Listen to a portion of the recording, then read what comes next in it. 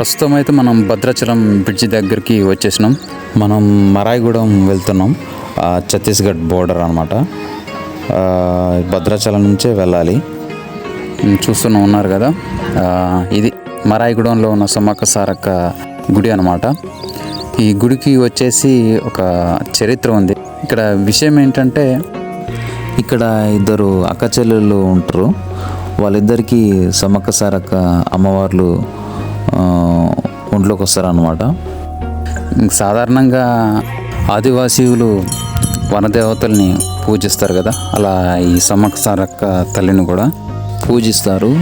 ఎందుకంటే ఇది ఆదివాసీల సంస్కృతిలో భాగంగా వనదేవతల్ని పూజించడం సహజమే. ఇంకా వాళ్ళ ముఖ్య దైవం కూడా. ఇక ఇక్కడ కనిపించే వాళ్ళు మా వాళ్ళే అనమాట.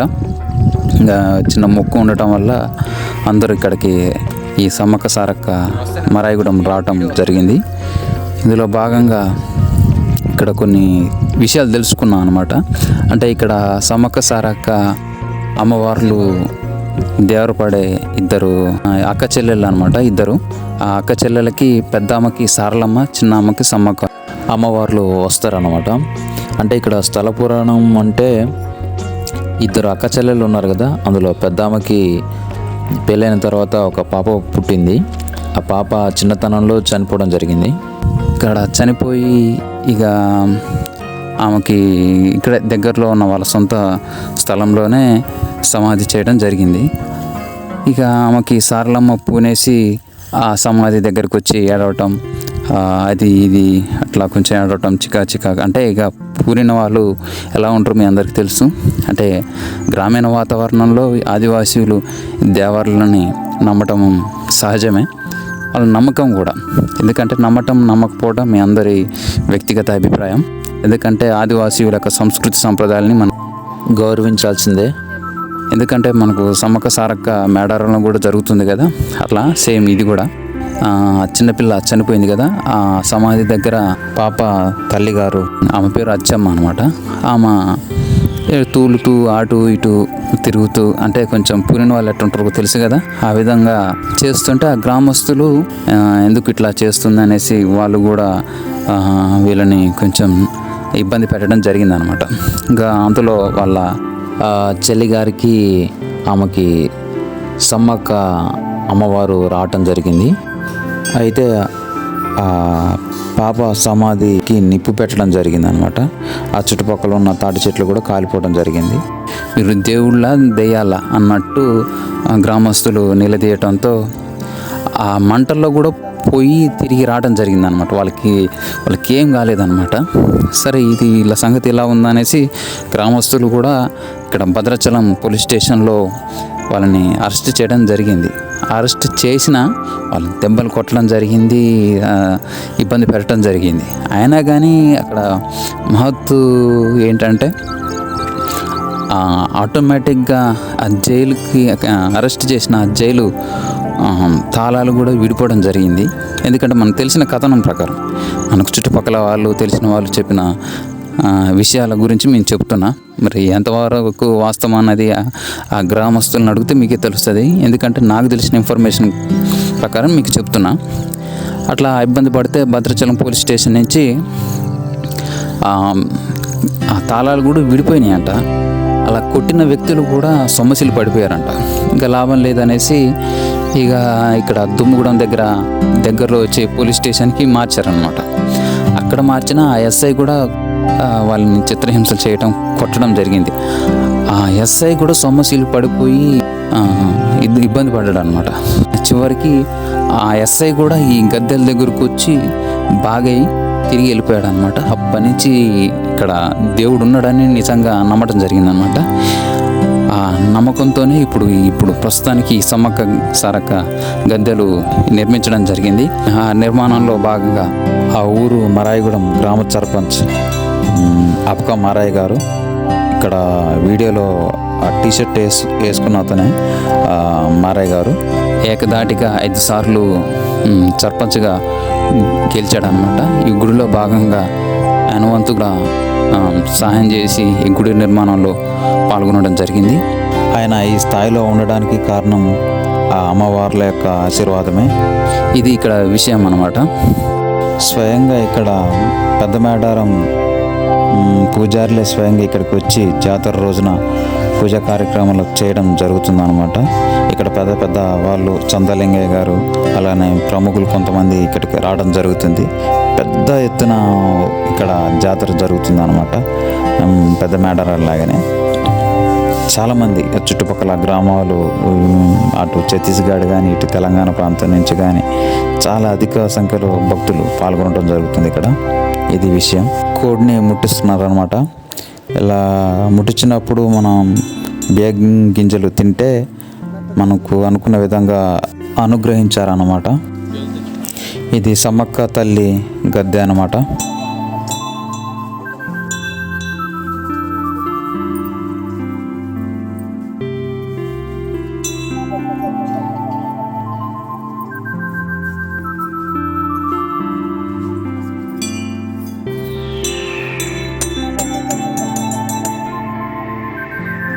ఇది సారక్క అమ్మవారి యొక్క గద్దె. ఇక్కడ విషయం ఏంటంటే ఇది ఇక్కడ ఉన్న సమాధి సమ్మక్క తల్లి గద్దె అన్నమాట. ఇక్కడ అమ్మవారు స్వయంగా వెలిచారన్నమాట. ఇలా ఎంతోమంది భక్తులు తమ మొక్కుల్ని ఇక్కడ చెల్లించుకుంటారు. వచ్చే వాళ్ళు వస్తూనే ఉంటారు. ఇక వచ్చి భోజనాలు చేసుకొని వంటలు వండుకొని తిని వెళ్తారు అన్నమాట భక్తులు. ఇక సీజన్ కాదు కనుక ఇక లైట్గానే ఉన్నారు జనాలు.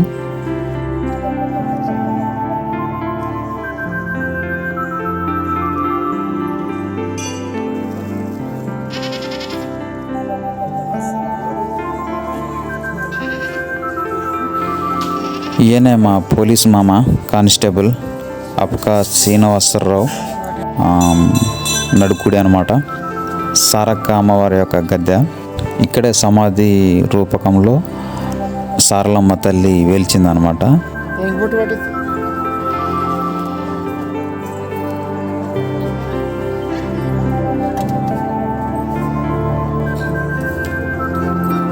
ఇక్కడ వాక్కులు కూడా చెప్తారనమాట. ఇదే కనిపించే ఈ గదుల్లోనే వాక్కులు చెప్తారు. మనకు ఇందులో ఫోన్లో మాట్లాడుతూ కనిపిస్తుంది కదా. ఈమె ఎన్నో హాస్పిటల్ తిరిగి చివరికి ఇక్కడికి బాగా అవ్వక ఇక్కడ తీసుకొచ్చారనమాట.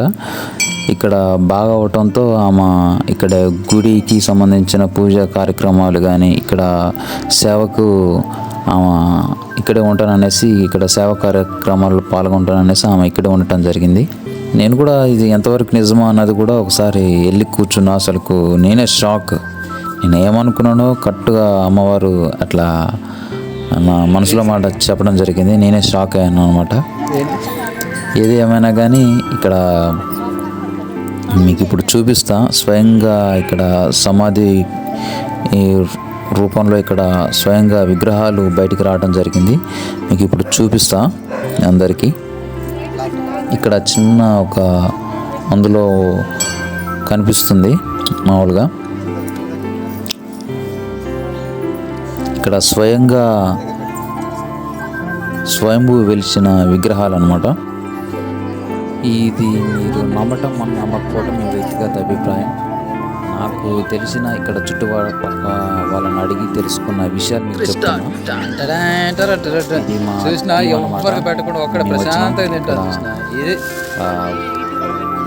పరమాన్నం వండామన్నమాట. పరమాన్నం వండేసి అందరం తల కొంచెం తింటున్నాం. ఇదేం అన్నం అయితే గుడిలోనే వండుకొనేసి మేము బయలుదేరాం. అమ్మవారికి వనం తెచ్చే ప్లేస్కి వెళ్ళామన్నమాట. ఇక్కడే ఇది అమ్మవారి యొక్క వనం అన్నమాట. ఇక్కడే సర్పంచ్ మరాయగూడెం సర్పంచ్ గారైన అపక మారయ్య గారు ఇక్కడే 5 ఎకరాలు ఇక్కడ వనానికి కేటాయించడం జరిగింది సొంత ఖర్చులతో. ఆయన ఇక్కడ ఇవన్నీ సమ్మక్క సారక్క యొక్క గద్దెలు వనానికి తీసుకెళ్లే ప్లేస్ అనమాట. ఇవన్నీ ఆయనే నిర్మించడం జరిగింది.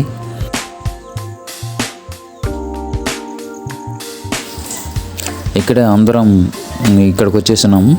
అందరూ ఇక కర్రీ వండుకోవడానికి తెచ్చిన కోళ్ళని ఇక కొంచెం కట్ చేపించి ఇక్కడ వంటలు వండుకోవడానికి ఈ వనానికి వచ్చినాం, కర్రీ వండడానికి. ఇక్కడ జాతర రోజున అంటే మామూలుగా సమ్మక్క సారక్క మేడారం ఏ ఇయర్లో జరుగుతుందో అదే ఇయర్లో జరుగుతుంది అనమాట. అసలు ఇక్కడ కూడా చాలామంది వస్తారంట, ఫుల్గా అసలు చాలామంది. అంటే చూసిన వాళ్ళు చెప్తున్నారు, ఎందుకంటే నేను రావటం కూడా ఇదే ఫస్ట్ టైం. వాళ్ళ ఎక్స్పీరియన్స్ చెప్తున్నారు అనమాట. వంటలు వండడానికైతే రెడీ అవుతున్నారు. వంటలు అయిపోవటం జరిగింది, తినటం కూడా జరిగింది. ఇక నా ఫోన్ స్విచ్ ఆఫ్ అయిపోతే ఏరో ఫోన్ నుంచి వీడియో తీస్తున్నా. మిగిలిన వాళ్ళు చివరి బ్యాచ్ అనమాట, ఇది చివరి బ్యాచ్. వీళ్ళు భోజనాలు తినటం అయిపోతే ఇక బయలుదేరటమే.